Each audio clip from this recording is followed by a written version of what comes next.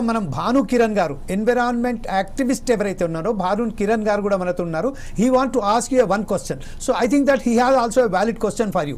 Just Bhanu Kiran గారు, come on, go head. అంటే నమస్తే. అంటే ఇంతకుముందు అయితే టాపిక్ చెప్పారు, ఇది గవర్నమెంట్ ల్యాండా లేకపోతే హెచ్యూ ల్యాండా, దీని గురించి ఎక్కువ డెబేట్ జరుగుతుంది. అండ్ ఇంకో పాయింట్ ఏంటంటే, మీరు పెద్ద పెద్ద అరణ్యాలను నరికేస్తాం కావచ్చు అంటారు కదా.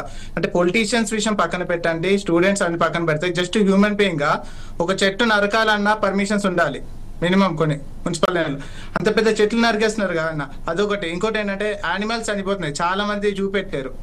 వాటి గురించి ఏమంటారు? అంటే ఇప్పటి వరకు జరిగింది దాని గురించి తప్పు చేశారనే విషయం పక్కన పెడితే, ఇప్పుడు సుప్రీంకోర్టు ఒక ఆర్డర్ ఇచ్చింది కదా. అంటే మీరు గవర్నమెంట్ హోదాలో ఉన్నారు కాబట్టి నా రిక్వెస్ట్ అనుకోండి, నా తరపు నుంచి.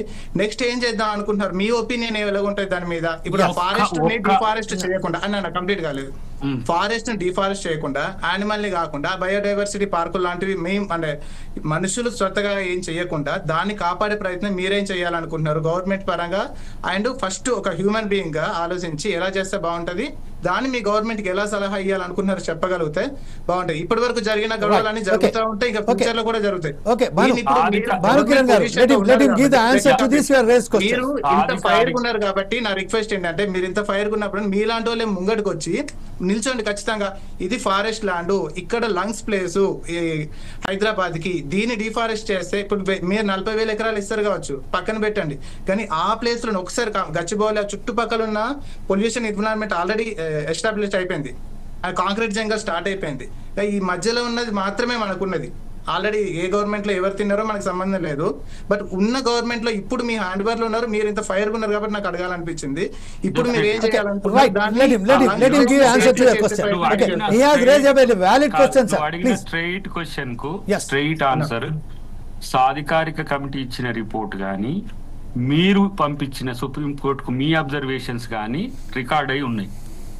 మీకు ఆఫ్టర్ 4 వీక్స్ తర్వాత సుప్రీంకోర్టు ఒక డైరెక్షన్ ఇస్తుంది. తప్పకుండా ప్రభుత్వం పాటించే ప్రయత్నమే చేస్తుంది. First one.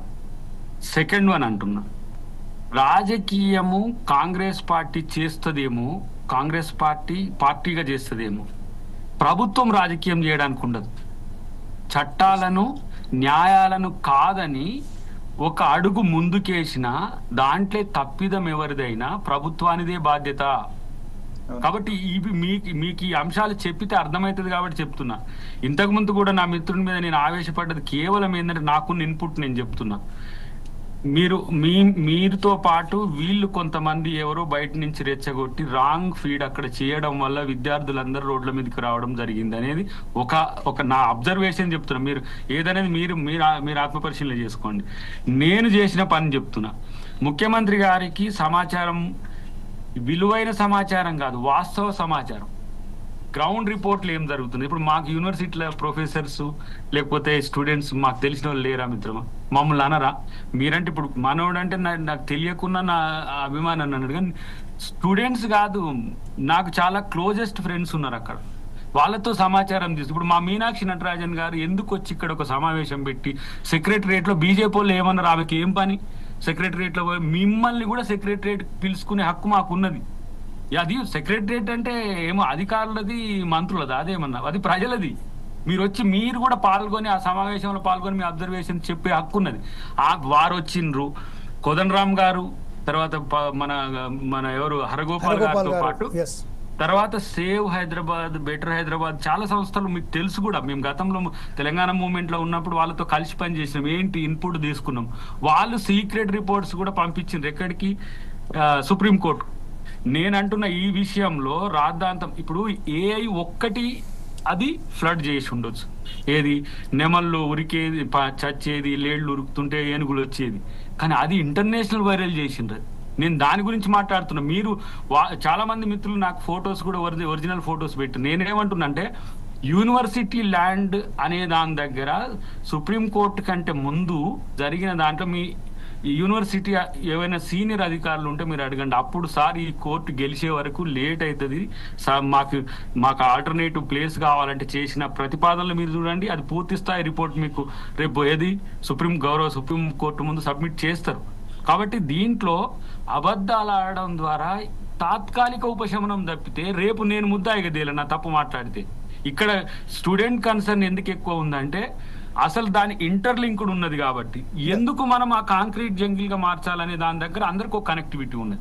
నేను అంటున్నా రేపటి రోజున సుప్రీంకోర్టు ఇది ఇచ్చినా కూడా ప్రభుత్వం యొక్క ఆలోచన, ఒకవేళ మీరు అది డెవలప్ చేసుకోరు, ఇక్కడికి ఇట్లా చేసుకోరంటే కూడా మా ముఖ్యమంత్రి గారి ఆలోచనలో మార్పు రావచ్చు. ఎందుకు ఇంత రాద్ధాంతమైనాక నేను విద్యార్థులకు వ్యతిరేకంగా ఎందుకు నిర్ణయం తీసుకోవాలని కూడా మా ముఖ్యమంత్రి గారు అనుకోవచ్చు.